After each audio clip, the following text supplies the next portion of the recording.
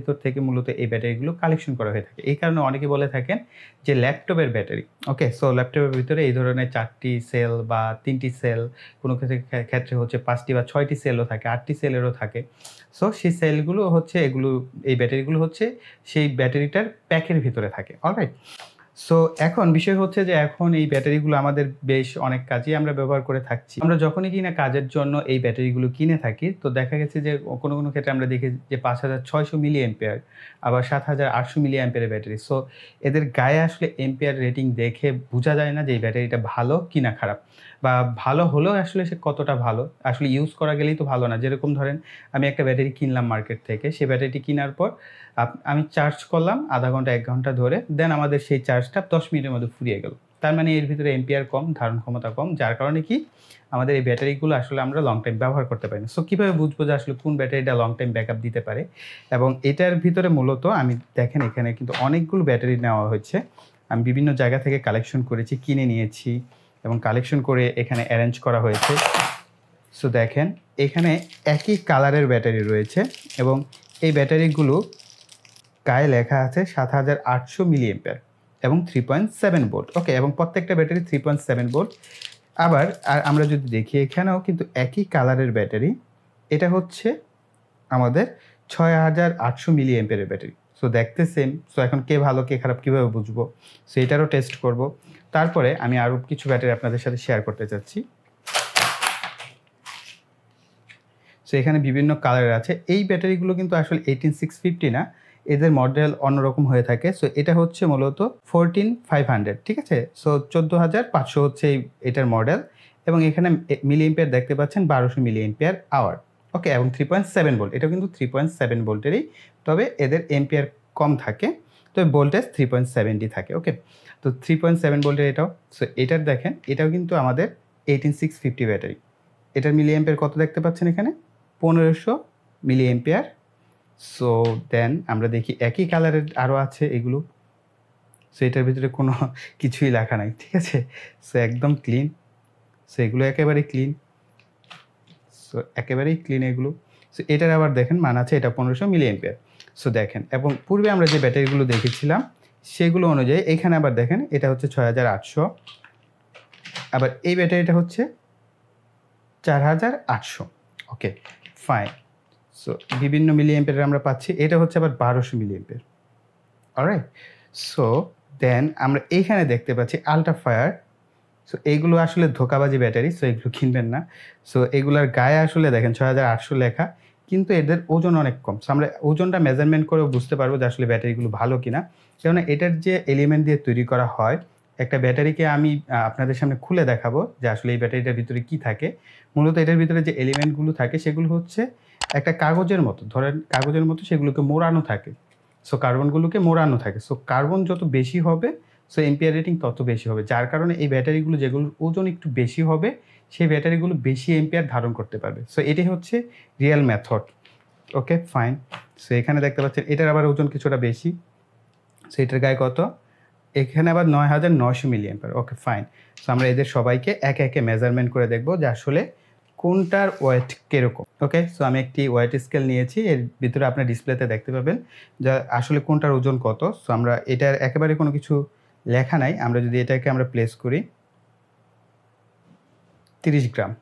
Alright? আমরা এই ব্যাটারিটাকে যদি মেজারমেন্ট করি দেখেন 35 গ্রাম। ওকে? এবং এটা কত? 1500 মিলি অ্যাম্পিয়ার। আবার এই ব্যাটারিটাকে যদি আমরা মেজারমেন্ট করি দেখুন 24 গ্রাম। কতটা ডিফারেন্স। সো কোথায় 35 গ্রাম আর কোথায় 24 গ্রাম, রাইট? আর এটা হচ্ছে আমাদের 24 গ্রাম। সো তার মানে কি যেই ব্যাটারিটার ওজন বেশি 33 গ্রাম, এটা কিছুটা ভালো আমাদের পূর্বে 24 গ্রাম থেকে। আর যেটা 39 গ্রাম, সো এটা কি আমাদের আরও ভালো। সো এটার ভিতর থেকে আমরা বেশি এম্পিয়ার পাবো। ভোল্টেজ কিন্তু প্রত্যেকটা থেকে আপনার আরেকটা মেজারমেন্ট অপশন হচ্ছে যে প্রথমেই আপনার ভোল্ট মিটারের মাধ্যমে মেপে দেখবেন যে এটা ভোল্টেজ কত আছে। ঠিক আছে? ইনিশিয়ালাইজ ভোল্টেজ 3.8 ভোল্ট থাকবে এবং ফুল চার্জে সেটা 4.2 ভোল্ট হবে। যদি এর কম হয় তাহলে ওই ব্যাটারিটা ভালো না, এবং কম হলে আপনি চার্জে লাগিয়ে দেন আপনার ফুল চার্জ করে দেখবেন যে আসলে এটা 4.2 ভোল্ট পর্যন্ত হয় কিনা। কিছু কিছু ক্ষেত্রে আপনার 4 ভোল্ট হতে পারে, আবার কিছু কিছু ক্ষেত্রে 4.1 বা 4.2 ভোল্ট হলেও ভালো, কিন্তু এর নিচে হলে সে ব্যাটারিগুলো ভালো না। ওকে, সো আমরা এবার আরও কিছু ব্যাটারি মেজারমেন্ট করি। এটা হচ্ছে 6800। ওকে ফাইন, এটার ওজন কত? 29 গ্রাম। দেখেন এটা হচ্ছে 4800 মিলি অ্যাম্পিয়ার। সো এটা 29 আর এটার ওজন দেখেন 34 গ্রাম। সো এখন বলেন কোনটার অ্যাম্পিয়ার বেশি হবে? অবভিয়াসলি এটার ভিতরে আপনি অ্যাকুরেটলি অ্যাম্পিয়ার বেশি পাবেন এবং এটা ব্যাকআপ টাইমও আপনাকে বেশি দিবে। ওকে, সো এবার অন্যগুলো দেখি। এটা 6800, দেখেন এটা 29, অথচ আমাদের 4800 যেটা ছিল সেটার ওজন কিন্তু ভালো ছিল। যে 4800 যেটা সেটার ওজন ভালো 34, ঠিক আছে? সো আপনি এখানে একটা জিনিস ভালো যে আপনারা জানতে পারছেন যে আসলে নরমালি এটা যদি 34 গ্রাম বা 35 গ্রাম হয় তাহলে আপনি ওই ব্যাটারি থেকে বেটার ব্যাকআপ পাবেন, এবং এটা আমার কিনতে হয়েছে বেশি দাম দিয়ে। এটা আমি মেবি কিনেছিলাম 12টা ব্যাটারি। 12টা ব্যাটারির দাম আমার 914-15 টাকা পড়েছিল। সো মেবি বর্তমানে এটার দাম আরও বেড়ে গেছে। সো এই কারণেই অরিজিনাল ডুপ্লিকেট ব্যাটারি এভাবে বুঝবেন ওজন মেজারমেন্ট করে যে আসলে কতটা সে ভালো ওজন দিতে পারে, ঠিক আছে? সো এখানে আরেকটা আছে 4800, দেখা যাক এটা আসলে অরিজিনাল না ডুপ্লিকেট। সো এটাও দেখেন, এটা 4800, এটাও কিন্তু 34। সো আমরা বলতে পারি এই ব্যাটারিটাও ভালো। ওকে, সো এবং এইখানে আছে 7800। সো আমরা এইখান থেকে একটা বের করে দেখি যে এটার কী অবস্থা।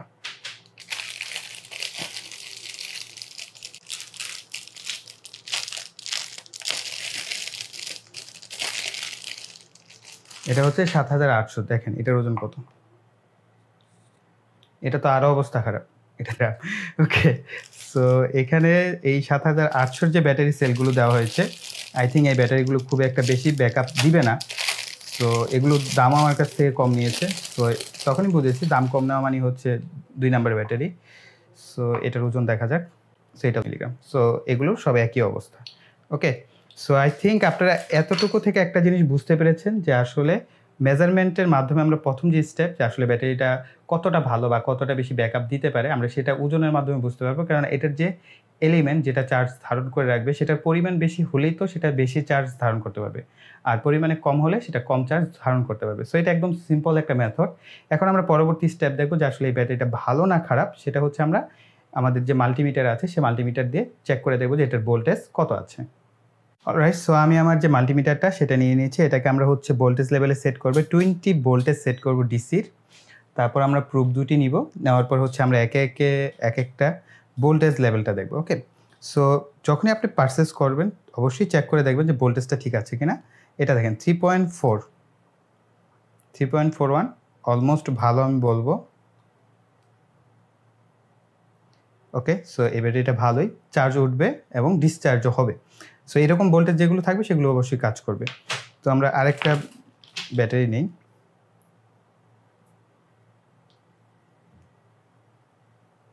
.75, ঠিক আছে? সো এই ব্যাটারিটা মোটামুটি আমরা যদি চার্জ দেই এটা হচ্ছে 4.2 ভোল্ট পর্যন্ত উঠবে। সো নর্মালি হচ্ছে এগুলো চার্জ অবস্থায় থাকে না। সো এদেরকে চার্জ নেওয়ার পর আসলে চেক করা উচিত। সো নর্মালি আপনারা যদি মনে করেন কেনার পরপরই চেক করেন দেখবেন 3.6, 3.4। সো দেখেন এটা আবার 3.6 ভোল্ট আছে। ওকে, আবার এই ব্যাটারিগুলো দেখি এগুলোর অবস্থা কি। সো এটা 4 ভোল্ট, ঠিক আছে? এটার ভিতরে 4 ভোল্ট আছে। তারপর এটা দেখা যাক। ওকে, 4 ভোল্ট, 4800 মিলি অ্যাম্পিয়ারেরটা। ওকে, এটা 4 ভোল্ট। তো এগুলো মোটামুটি 3.9, 4800 মিলি অ্যাম্পিয়ারের যে ব্যাটারিগুলো এগুলো দেখবেন 3.9ই আসবে, 3.88। Okay fine. সো যখনই কিনা আপনারা বিএমএস ব্যবহার করবেন, সো আমরা পরবর্তী ভিডিওতে বিএমএস সম্পর্কে জানবো, অর্থাৎ ব্যাটারি ম্যানেজমেন্ট সিস্টেম। সেখানে আপনারা দেখতে পাবেন যে আসলে এই বিএমএসগুলো ব্যবহার করার জন্য ব্যাটারিগুলোকে একটা ভোল্টেজ লেভেলে যদি নেওয়া যায় তাহলে ভালো। যেমন এটা 3.9, এই যে একটা ব্যাটারি পাওয়া গেছে। না, এটা মোটামুটি ভালো, 3.4। অলরাইট, এই যে একটা ভোল্টেজ লেভেল। ওকে, এটাও 3.6। ওকে, অলমোস্ট আমার কাছে যে ব্যাটারিগুলো আছে আমি পূর্বেই চেক করেছি, প্রত্যেকটা ব্যাটারি ভালো। তবে এই ব্যাটারিগুলোতে সমস্যা, এই যে এই ধরনের যে ব্যাটারিগুলো, এগুলো বেশি দিন টিকসই হয় না। প্রথম ২-১ দিন ভালোই থাকে, এই যে এটার ভোল্টেজ লেভেল নেমে গেছে 1.29। ওকে? সো এগুলোতে একটু সমস্যা থাকে। আর এই ব্যাটারিগুলো যেগুলো, এগুলোর ওজন একেবারে কম। একেবারেই ওজন কম।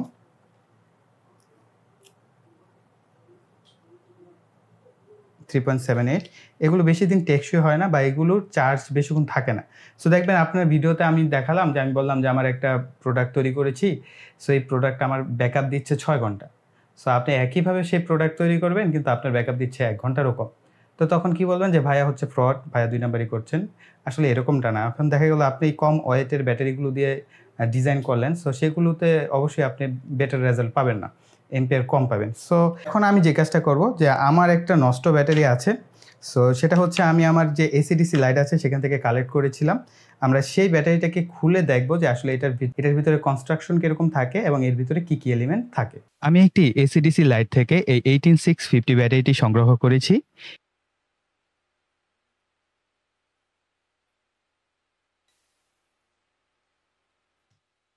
মিটারে ভোল্টেজের পরিমাণ দেখতে পাচ্ছেন খুবই সামান্য ভোল্টেজ, অর্থাৎ এই ব্যাটারিটি প্রায় নষ্ট।